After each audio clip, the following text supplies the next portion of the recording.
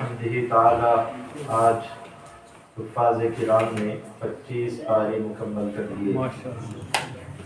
سورہ حامیم سجدہ کا بقیہ حصہ اور پھر سورہ شورا اور پھر سورہ زخرف اور پھر سورہ دخان اور پھر سورہ جاثیہ، ان ساری صورتوں کی آج تلاوت مکمل ہوئی۔ سورہ شورا میں ایک اہم آیت ہے جس میں اللہ کے پیارے رسول صلی اللہ علیہ وسلم کو اللہ تبارک و تعالی نے حکم فرمایا کہ آپ ایسا کہیے، قل لا اسألکم علیہ اجرا الا المودۃ فی القربی۔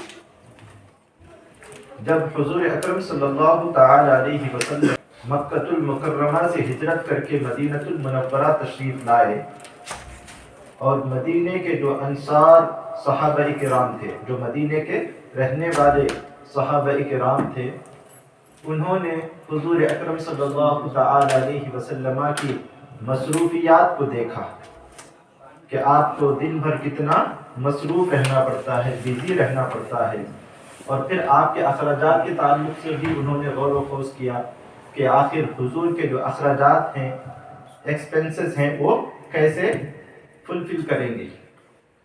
تو پھر صحابہ کرام نے، انصاری صحابہ کرام نے آپس میں مشورہ کرنے کے بعد یہ طے کیا کہ ہم کچھ مال جمع کریں گے، کچھ روپیے جمع کریں گے اور پھر اسے ہدیے کے طور پر، نذرانے کے طور پر ہماری طرف سے ہم حضور کی خدمت میں پیش کر دیں گے۔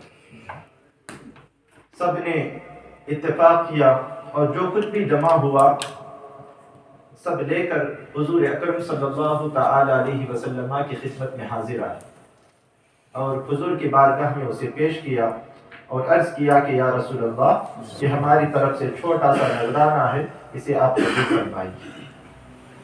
لیکن حضور اکرم صلی اللہ تعالی علیہ وسلم نے ارشاد فرمایا، لا اسألکم علیہ اجرا، یعنی میری جو بھی خدمات ہیں، جو بھی میری ذمہ داریاں ہیں جن کو میں نبھا رہا ہوں، ان کا میں تم سے کوئی اجر طلب نہیں کرتا۔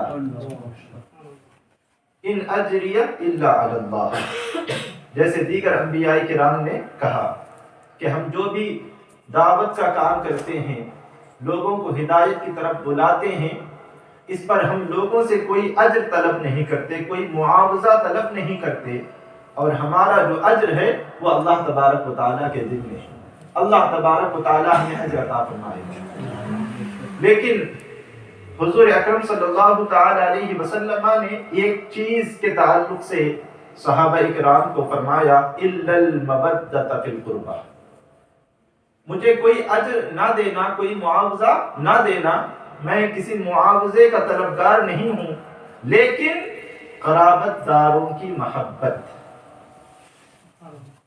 حضور اکرم صلی اللہ تعالی علیہ وسلم کے رشتہ داروں کی محبت، حضور اکرم صلی اللہ تعالی علیہ وسلم کے اہل بیت کی محبت، ان کا ادب و احترام، اس چیز کا حضور اکرم صلی اللہ تعالی علیہ وسلم نے مطالبہ فرمایا ہے۔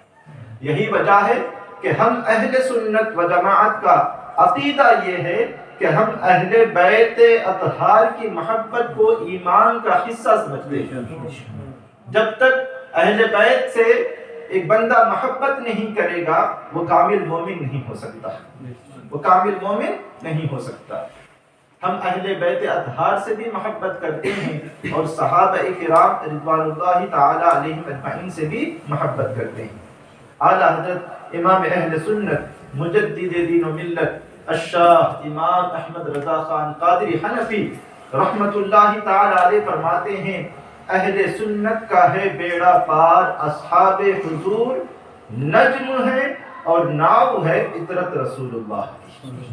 یعنی ہم اہل سنت و جماعت وہ ہیں جن کے ایک ہاتھ میں اصحاب رسول کا دامن ہے اور دوسرے ہاتھ میں اہل بیت اطہار کا دامن ہے۔ ہم نے اپنے دونوں ہاتھوں سے صحابہ کرام کے دامن کو بھی اور اہل بیت اطہار کے دامن کو بھی مضبوطی سے پکڑا ہوا ہے، جس کی وجہ سے ہم گمراہ نہیں ہو سکتے۔ کچھ لوگ صحابہ کرام کے محبت میں غلو کر گئے اور اہل بیت اطہار کے تعلق سے انہوں نے اپنے دلوں میں بغض پالا تو وہ ناسبی ہو گئے اور کچھ لوگ اہل بیت اطہار کی محبت میں انہوں نے اتنا غلو کیا کہ وہ صحابہ کرام کی شان میں گستاخیاں کرنے لگے۔ آج کل یہ چیز بہت زیادہ پھیل رہی ہے۔ اہل بیت اطہار کی محبت کا نام لے کر کچھ لوگ جو ہے سنی، اپنے آپ کو سنی کہنے والے، وہ حضرت امیر معاویہ کے تعلق سے، حضرت ابو سفیان کے تعلق سے، حضرت ہندہ اور دیگر کئی ایک صحابہ کرام کے تعلق سے جو ہے بے باکیاں کرتے ہیں، گستاخیاں کرتے ہیں۔ یہ ہمارا بالکل بھی موقف نہیں ہے، یہ ہمارا اہل سنت و جماعت کا بالکل بھی موقف نہیں ہے۔ صحابہ کرام کی آپس میں جو بھی جنگیں ہوئی ہیں، صحابہ کرام کی آپس میں، جسے مشاجرات صحابہ کہا جاتا ہے، ان کو ہم اللہ تبارک و تعالیٰ پر چھوڑ دیتے ہیں۔ ہم اتنے بڑے نہیں ہیں کہ ان کے درمیان ہم فیصلہ کرنے والے بن جائیں کہ کون صحیح ہے کون غلط ہے اور ہم کس کی طرف ہیں وغیرہ وغیرہ۔ ان لڑائیوں کے تعلق سے، ان جنگوں کے تعلق سے ہمیں زیادہ بحث و مباحثے میں نہیں پڑنا چاہیے۔ وہ بہت بڑے تھے، اللہ تبارک و تعالیٰ نے ان کی شان میں آیتیں نازل فرمائی، وَكُلًّا وَعَدَ اللَّهُ الْحُسْنَى کہا کہ ہم اللہ تبارک و تعالیٰ نے ان کے ساتھ جو ہے جنت کا وعدہ فرمایا۔ جنت کا وعدہ اس دنیا میں اللہ تبارک و تعالیٰ نے ان سے فرما لیا ہے۔ ان سے جو بھی خطائیں اگر سرزد ہوئی ہیں تو اللہ تبارک و تعالیٰ نے ان کو معاف کرنے کا وعدہ فرمایا ہے۔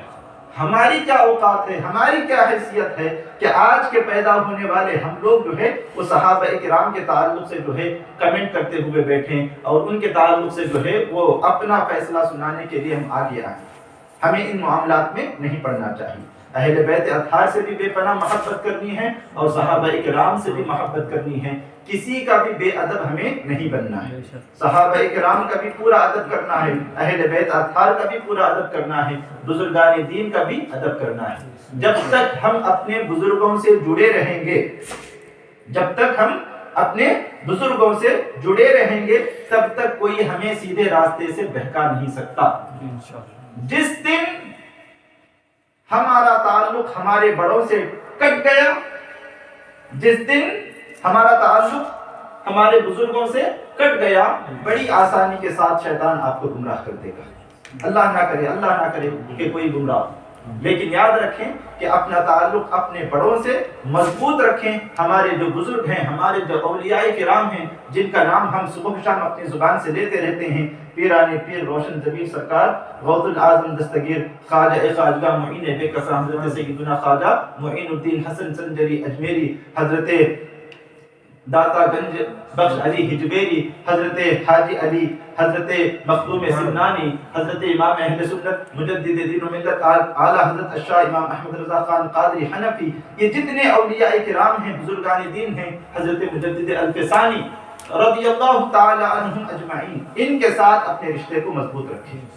ان سے کٹنے کی بالکل بھی حماقت نہ کریں۔ جو ان سے کٹ جاتا ہے تو پھر اس کے لیے شیطان کے لیے پھر اس کو گمراہ کرنا بڑا آسان ہو جاتا ہے۔ اللہ تبارک و تعالیٰ کی بارگاہ میں دعا گو ہوں، پروردگار عالم آج کے اس پرفتن دور میں ہم سب کے ایمان و عقیدے کی حفاظت فرمائے، ہماری نسلوں کے ایمان و عقیدے کی حفاظت فرمائے۔ وآخر دعوانا ان الحمد للہ رب العالمین۔ السلام علیکم ورحمۃ اللہ وبرکاتہ۔